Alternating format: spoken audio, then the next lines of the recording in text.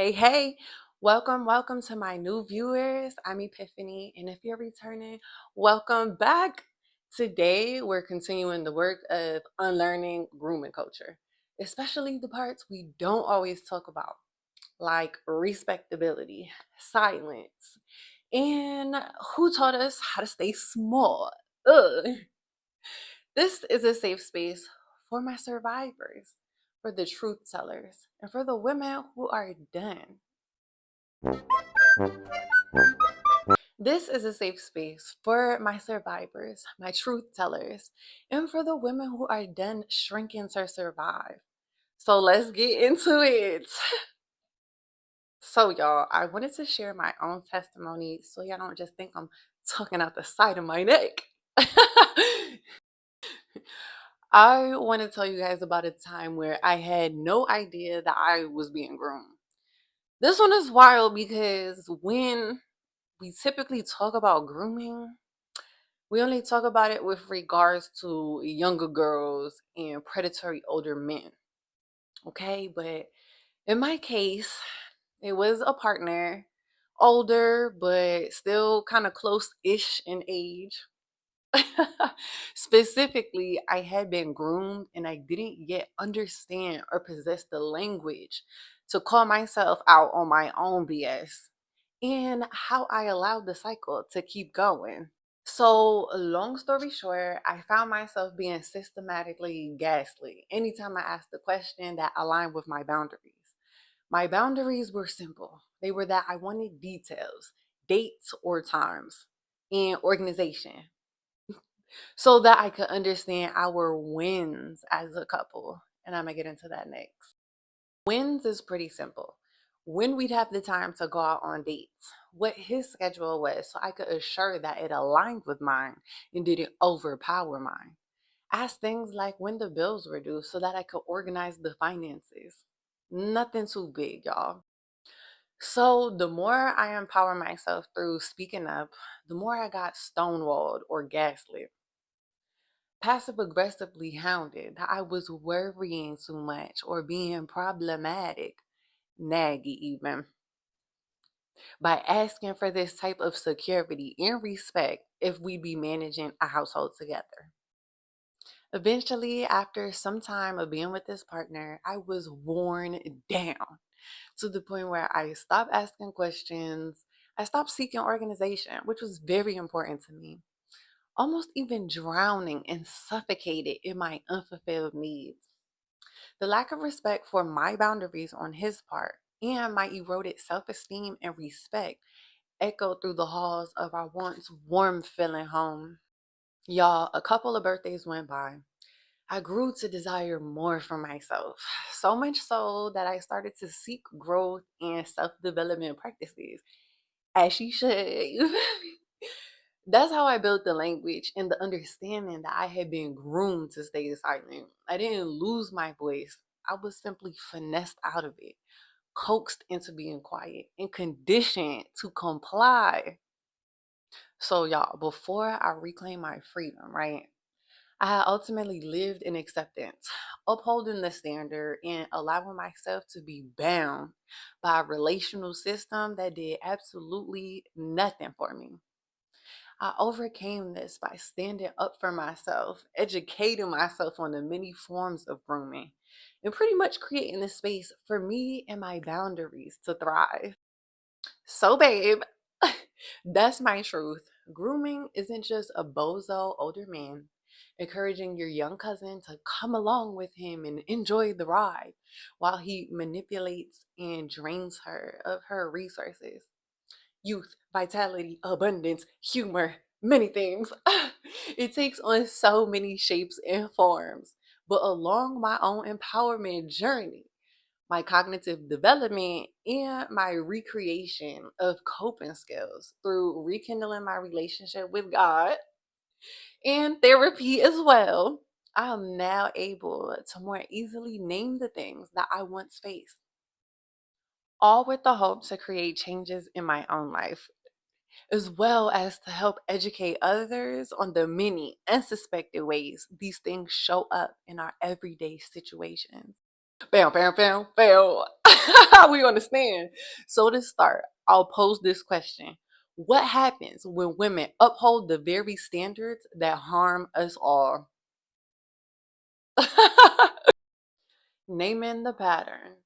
Let's start with a clear and clinical truth.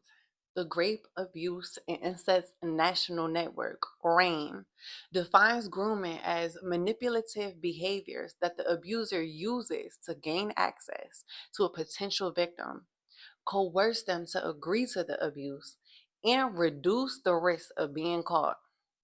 It's a slow, intentional erosion of someone's ability to say no, masked as affection, protection, and sometimes mentorship. But here is the most uncomfortable part that most people don't want to sit with.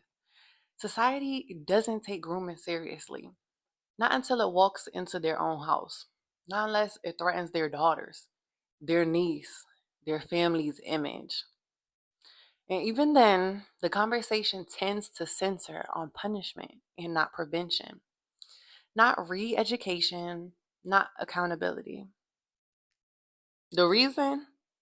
Grooming protects power. And more often than not, it benefits unhealed men who've never been required to self reflect, only dominate. So, why would they unpack a system that keeps their ego fed and their manipulation unquestioned? Meanwhile, women, especially those raised to perform femininity for male approval, are often drained and trained into becoming the very gatekeepers of this silence. We're taught to be polite, to ignore our gut, to make excuses, to call it just how things are. We're not just unprotected, we're uninformed, conditioned to not even realize the grooming is happening. And worse than that, conditioned to replicate it, y'all.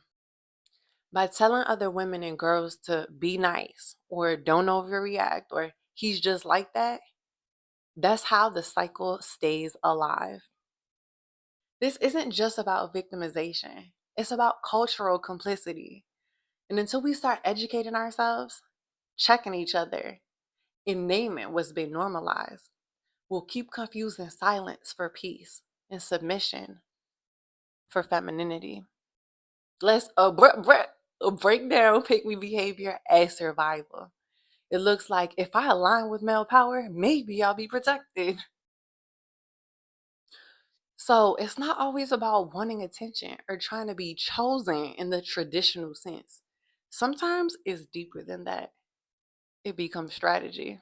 It grows into if I align with male power, maybe I'll be protected. Maybe I'll be spared. Maybe I won't be the one they target next. Maybe if I shrink myself just right, they'll leave me alone. And that's exactly what makes it so dangerous. Y'all, I'm going to share my real life example. I'm on a military base, just trying to stay grounded, stay active, stay consistent in the gym, minding my business. And next thing I know, guys are following me home, leaving notes on my car saying they've seen my TikToks and they watch me. Weird. And they know my schedule. Big weird. That was not at all flattering. It was not harmless. It was unsettling, y'all. It was stalking. So I reported it. And I intentionally went to what I thought was a woman, but ended up being a male identified female. Because I thought maybe she'd understand. Maybe she remembered what it was like to want to feel safe, to feel protected, especially in this community. But instead, right there in front of her male counterparts, she hits me with the, "Are you sure this happened?" And I just sat there thinking, girl, what the hell? Would I really be here if it didn't happen, bro? What? That moment was bigger than just her response. It showed me something I already knew, but was hoping wasn't true.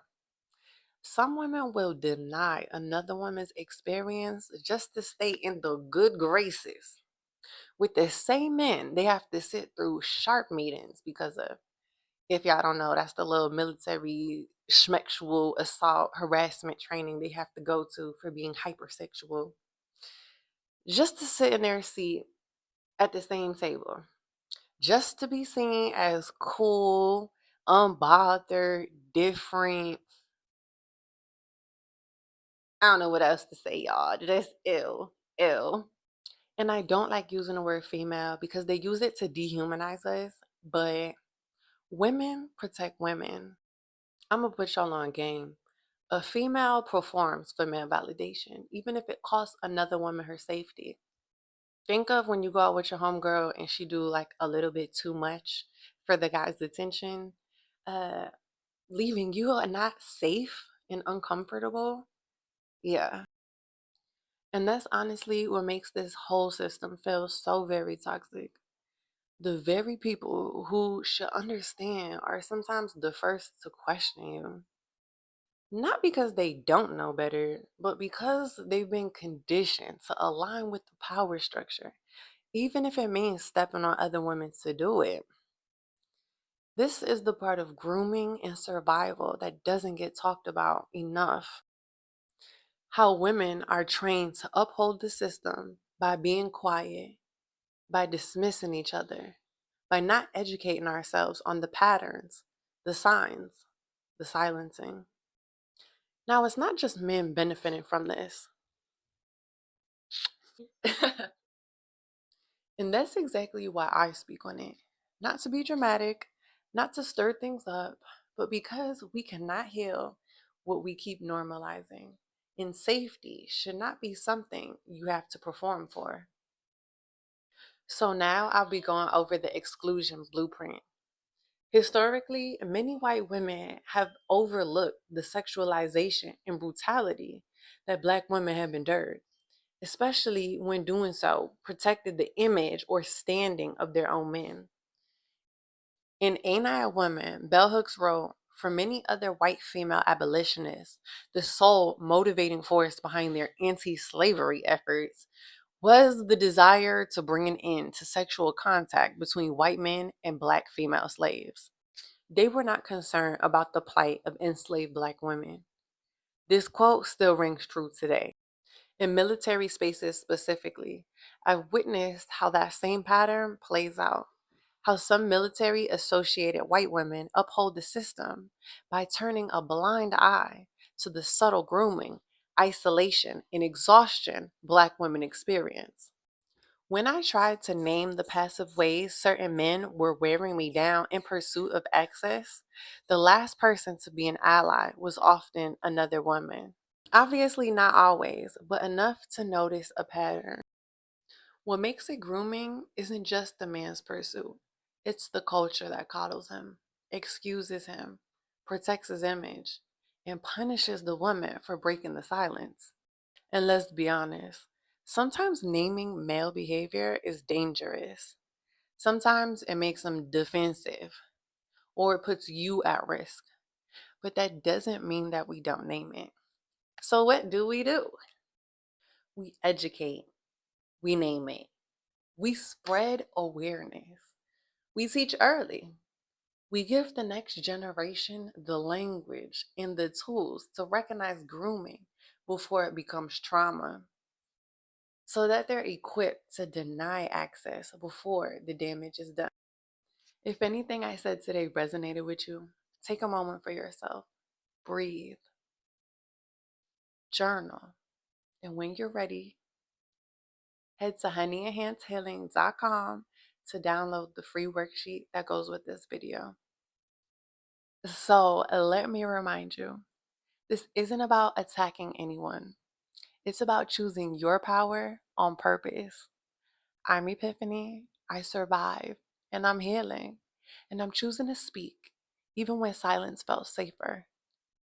See you in the next one. Check 1, 2. I said check 1, 2. I said check 1, 2.